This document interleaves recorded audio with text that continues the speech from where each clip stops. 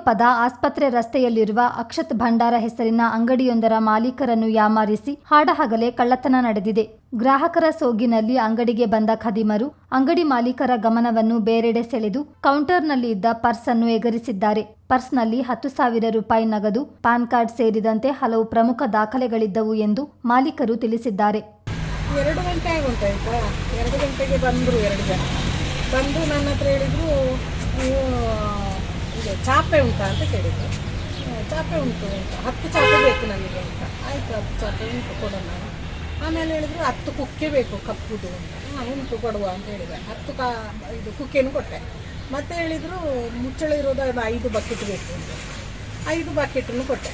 ಆಗ ನಾನು ಕೇಳಿದೆ, ಇದು ಯಾರಿಗೆ ಇಷ್ಟೆಲ್ಲ, ಎಲ್ಲಿಗೆ ತಗೊಂಡೋಗೋದು ನೀವು ಅಂತ.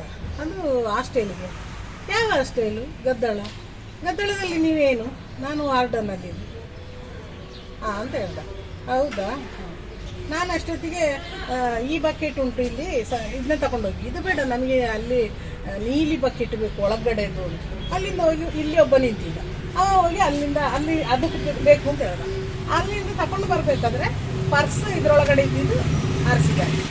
ಘಟನೆ ಸಂಬಂಧ ಸುಂಟಿಕೊಪ್ಪ ಪೊಲೀಸ್ ಠಾಣೆಯಲ್ಲಿ ದೂರು ದಾಖಲಾಗಿದ್ದು, ಪೊಲೀಸರು ಕಳ್ಳರ ಪತ್ತೆಗೆ ಬಲೆ ಬೀಸಿದ್ದಾರೆ. ಚಿತ್ತಾರ ನ್ಯೂಸ್, ಸುಂಟಿಕೊಪ್ಪ.